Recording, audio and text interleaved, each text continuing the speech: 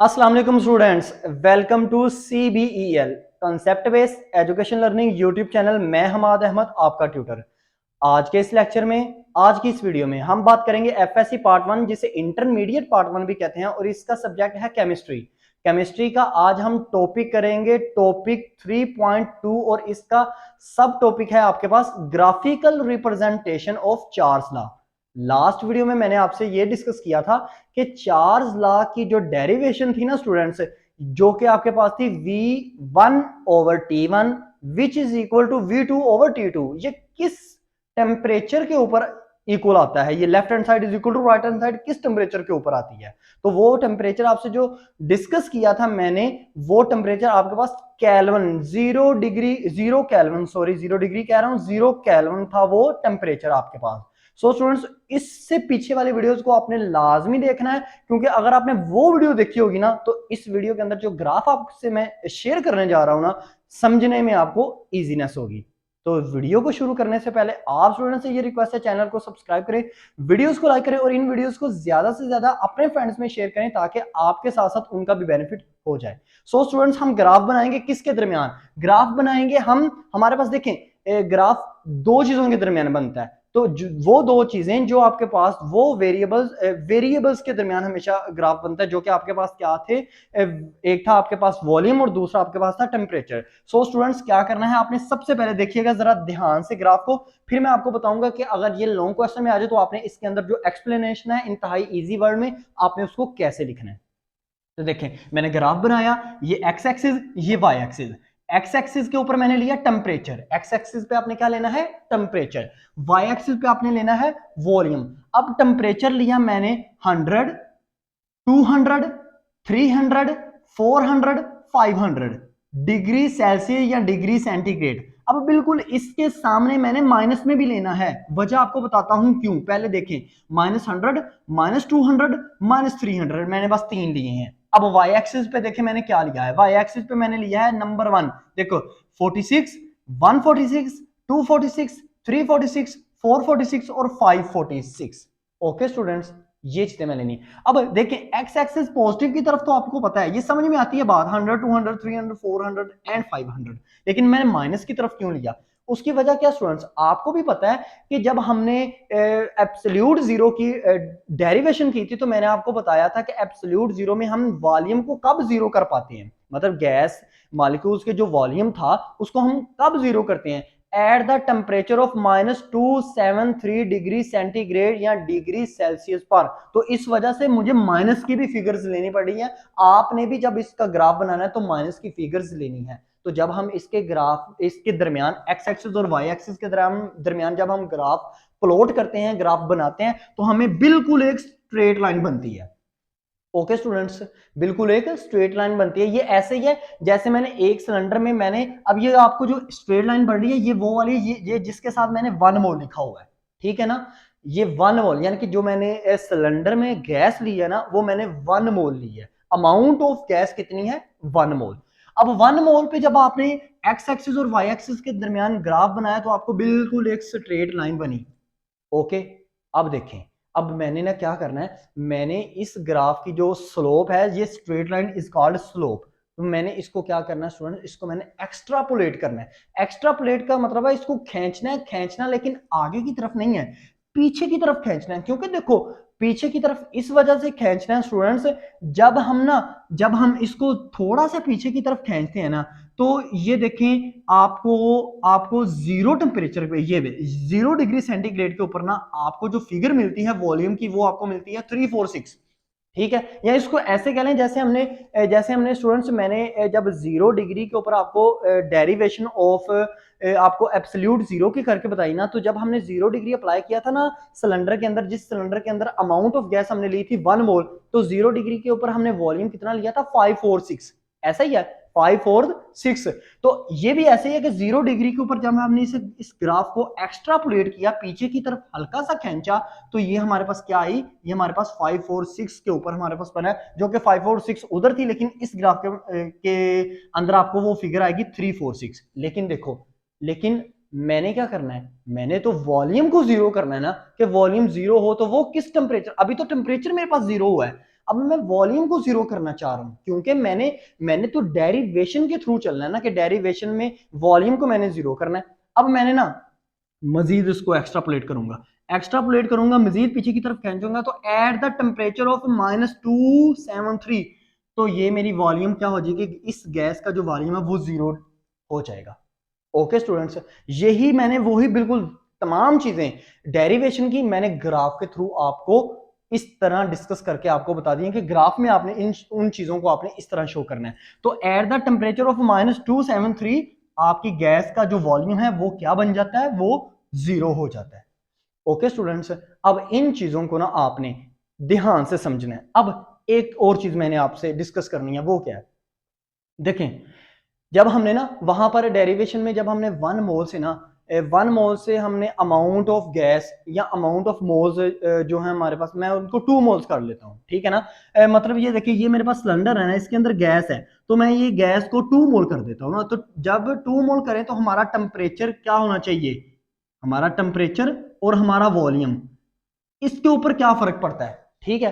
तो आपको मैंने तब डेरिवेशन में भी बताया था कि जब आप अमाउंट ऑफ सब्सटेंस यानी कि अमाउंट ऑफ गैस, इसको चाहे आप 1 मोल ले लें, 1 मोल के ऊपर आपका टेम्परेचर, जहां पे आपका इस गैस का वॉल्यूम जीरो हुआ है, वो 1 मोल की गैस पर कौन सा टेम्परेचर, किस टेम्परेचर के ऊपर आपका आपकी गैस का वॉल्यूम जीरो हो गया था, वो था -273। लेकिन जब आप 1 से 2 मोल भी लेंगे ना, याद रखिएगा स्टूडेंट्स, -273 के ही ऊपर आपका गैस के मॉलिक्यूल्स जो हैं वो उसका वॉल्यूम जीरो होगा, चाहे वो 1 मोल हो गैस के मॉलिक्यूल्स, 2 हो, 3 हो, 4 हो, 5 हो, 100 मोल्स हो, तो आपका टेम्परेचर इतने ही टेम्परेचर पे ये जो गैस के मॉलिक्यूल्स हैं ना, या गैस के जो मोल्स हैं स्टूडेंट्स, ये जो 2 मोल्स अब मैंने लिए हैं, इनका वॉल्यूम जो है -273 के ऊपर ही जीरो होगा। अब देखिएगा, अब जैसे ही मैंने ना, अब जब मैंने 2 मोल दिए ना, तो मैं एक्स एक्सिस और वाई एक्सिस के दरमियान जब ग्राफ बनाऊंगा, ग्राफ बनेगा स्ट्रेट लाइन।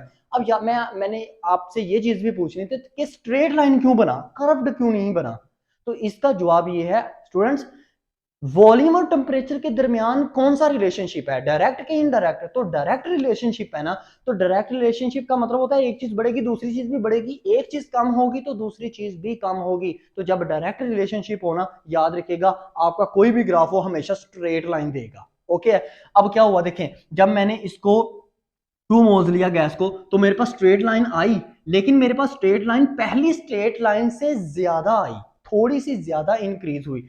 ये देखें, ये जिस लाइन के ऊपर मैंने 2 मोल्स लिखा है।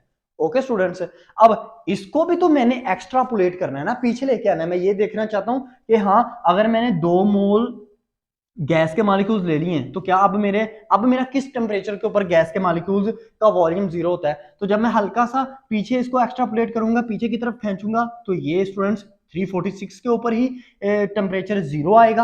अब टेम्परेचर जीरो नहीं मुझे चाहिए, मुझे वॉल्यूम जीरो चाहिए, तो मैं इसको मजीद पीछे की तरफ एक्स्ट्रापोलेट किया, तो -273 के ही ऊपर जाके मेरा वॉल्यूम कितना हुआ, 2 मोल ऑफ गैस का मेरे पास जीरो हुआ। सो स्टूडेंट्स, आपने ये गौर किया कि चाहे आपके पास मोल्स कितने भी हों, लेकिन टेम्परेचर -2 डिग्री सेंटीग्रेड के ऊपर ही जाके आपका गैस के मॉलिक्यूल्स जो हैं वो वॉल्यूम जीरो रखते हैं। और -273 टेम्परेचर का क्या मतलब है, जीरो केल्विन।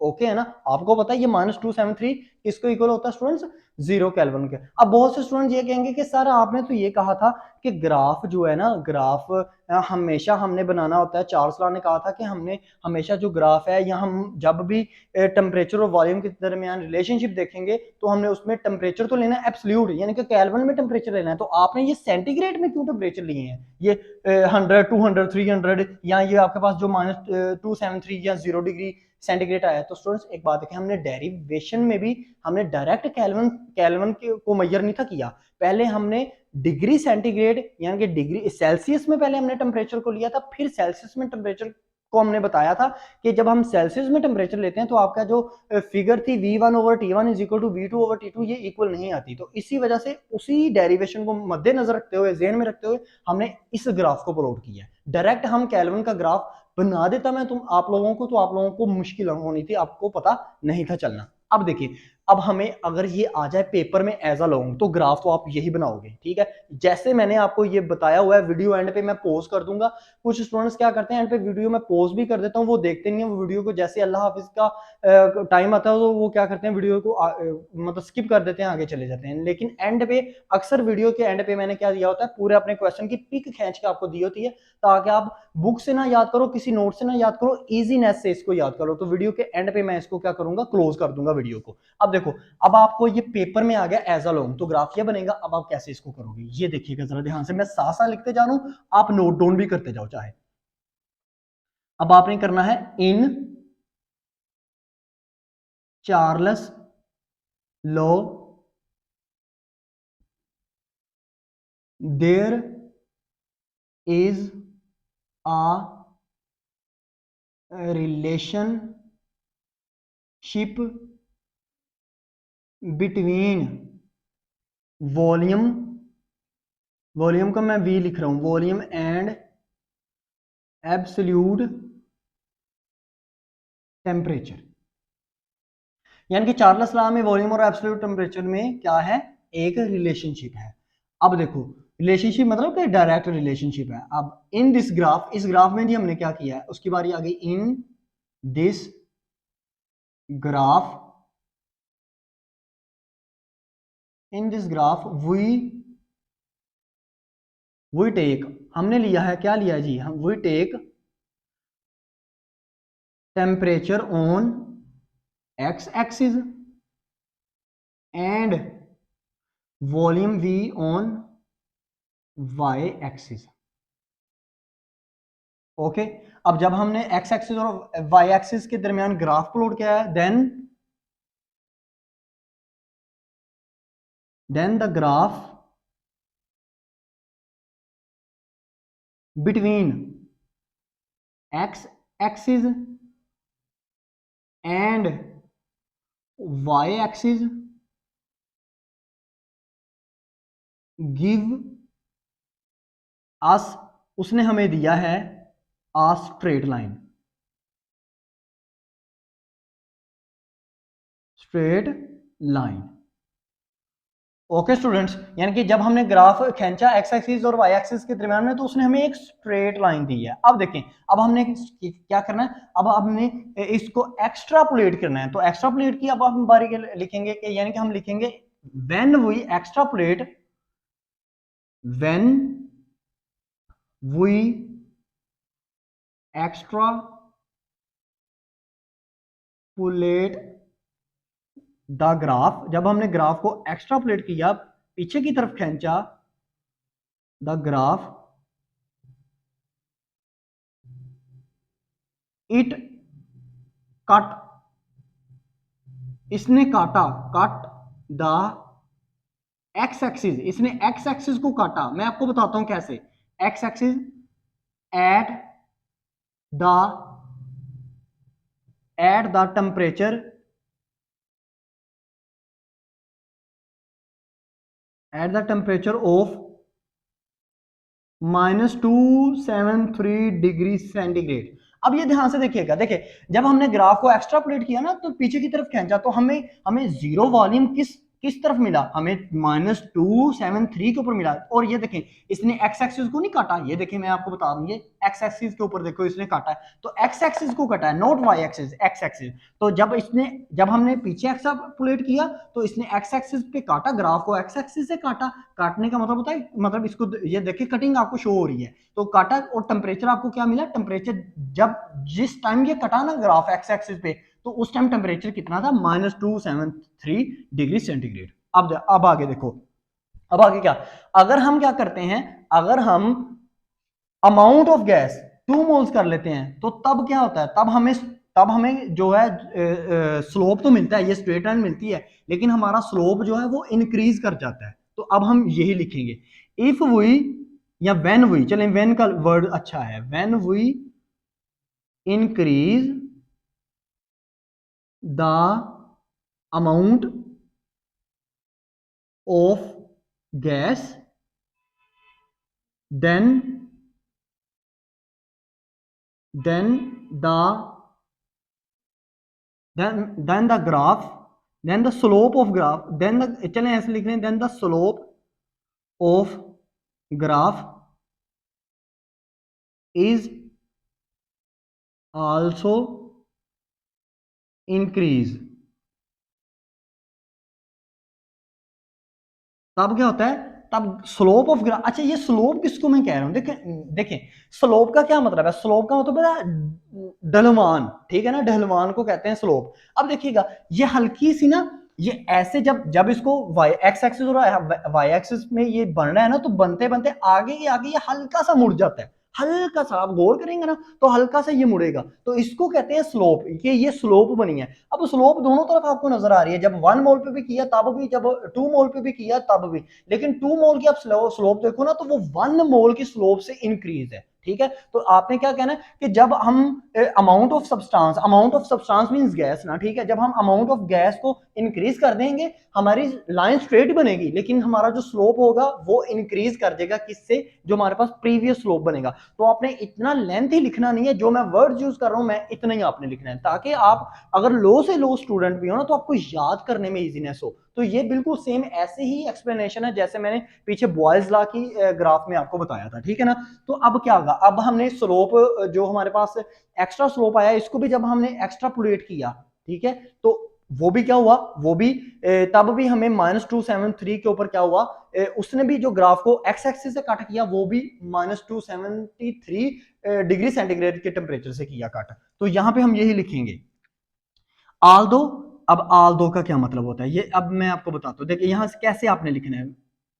आल्दो, आल्दो का मतलब होता है अगरचा we increase the amount of gas, अगरचा कि हमने गैस के अमाउंट को इंक्रीज कर दिया है, but when we extrapolate the graph, जब हमने ग्राफ को, तब फिर भी जब हमने ग्राफ को एक्स्ट्रापुलेट किया, इट, या इट की जगह चलें ऐसे लिख लें आपको समझने में आसानी होगी, then when we extrapolate the graph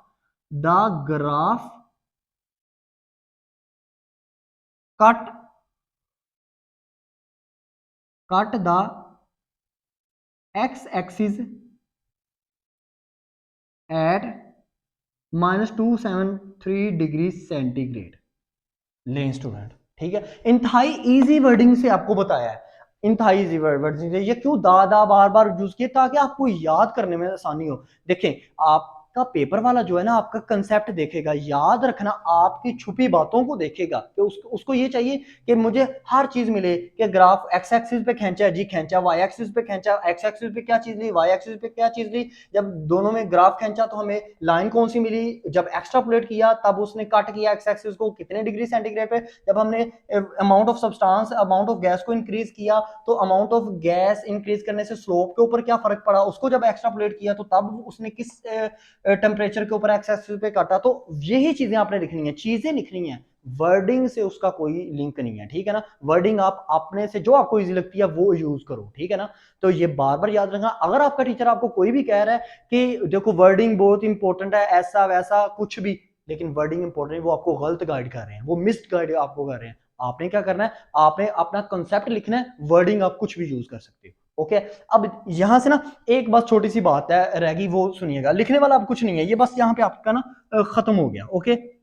आपने नहीं ये लिखना। अब देखो एक्चुअल में ना मैंने आपको पहले भी बताया था, ये जो कट करता है, कभी आप खुद सोचो कि क्या गैस का वॉल्यूम कभी जीरो हो सकता है, गैस का वॉल्यूम जीरो नहीं हो सकता। ये -273 जो आपको टेम्परेचर नजर आ रहा है ना, ये अचीवेबल ही नहीं है, ये इसको कभी हम अटेन ही नहीं कर पाते। अटेन का मतलब होता है ये हासिल ही नहीं कभी हो सकता। वजह क्या है, वजह ये है स्टूडेंट्स, अगर फर्ज करो एक सिलेंडर के अंदर गैस है, तो मैं उस गैस को एक ऐसे टेम्परेचर के ऊपर उस गैस को जीरो कर दूं, जीरो गैस का मतलब यह है कि सिलेंडर बिल्कुल खाली हो गया, सिलेंडर के अंदर तो गैस है ही नहीं। तो सोचो क्या कोई सब्सटेंस खत्म हो सकता है, नहीं खत्म हो सकता। क्यों भला, आपको बात बताऊं, according to law of conservation of mass, law of conservation of mass के मुताबिक इस दुनिया में हम किसी भी जो हमारे पास सब्सटेंस है ना, उसकी टोटल मकदार को हम खत्म नहीं कर सकते। ओके है ना। तो ये इसलिए आपको बार बार, अब आप कहोगे माइंड में अक्सर स्टूडेंट्स क्या सोचते हैं, वो कहते हैं अच्छा फिर अगर ये नहीं था तो हमें ऐसे उन्होंने घुमाने की वजह, हमें घुमाया, हमें ये याद करवा रहे हैं कि -273 के ऊपर 0 हो जाएगा। अच्छा वो ये क्यों कह रहा है, वो इस वजह से ये कह रहा है कि मतलब मैथमेटिकली वो सोच रहा है कि हाँ अगर ना मैं ना 100 डिग्री करता, अब जैसे फर्ज करो जीरो, अगर 0 डिग्री सेंटीग्रेड के ऊपर वॉल्यूम गैस का कितना रह जाता है 346, या इसको डेरिवेशन के थ्रू चलो तो 546 रह जाता है, ठीक है ना, 0 डिग्री सेंटीग्रेड के ऊपर गैस का वॉल्यूम। लेकिन वो कहता है कि जैसे मैथमेटिकली कहता जाता है, जैसे मैं इसको करता जाऊंगा ना गैस का वॉल्यूम 0 कब होगा, तो वो कहता है गैस का वॉल्यूम 0 ये होगा कि मैं टेम्परेचर को मजीद डिक्रीज करता जाता हूँ करता जाता हूँ करता जाता हूँ। वो मैथमेटिकली तो प्रूव कर सकता है, लेकिन एक्चुअल में इस दुनिया में पॉसिबल नहीं है। ये ऐसे ही है कि जैसे कि डेमोक्रेटस ने केमिस्ट्री में क्या कहा था कि जी एटम है, अब वो एटम है क्या, वो कभी किसी ने देखा था एटम, कभी भी नहीं था किसी ने देखा। देखो एटम को तो इलेक्ट्रॉन माइक्रोस्कोप से बड़ी मुश्किल से देखा जा सकता है, वो भी करीब तर उसको देखा जा सकता है बहुत मुश्किल से। तो ये ऐसे ही है, जो आपकी फिजिक्स केमिस्ट्री वगैरह ये आपके जो साइंस के सब्जेक्ट हैं, ये ज्यादातर आपको क्या करते हैं, आपको थ्योरेटिकली चीज बताते हैं, मतलब जिसमें आपने फर्ज करनी होती हैं चीजें। तो अक्सर स्टूडेंट्स ये ही नहीं सोच पाते कि इसको याद कैसे करो, क्योंकि वो रिलेट करना, इसको रिलेट कर लेते हैं कि एक्चुअल में क्या ये पॉसिबल है। तो बहुत सी चीजें ऐसी होती हैं साइंस में जो एक्चुअल में पॉसिबल नहीं होती। हाँ वो फिगर के थ्रू, मतलब आपको मैथमेटिकली फॉर्म में वो आपको बता रहे होते हैं कि हाँ ये ऐसे ऐसे प्रूव है, ऐसे ऐसे हो सकता है, ये करूंगा तो ये भी हो सकता है, लेकिन उसको हो सकते को एक्चुअल में किसी ने परफॉर्म नहीं किया होता, ठीक है ना।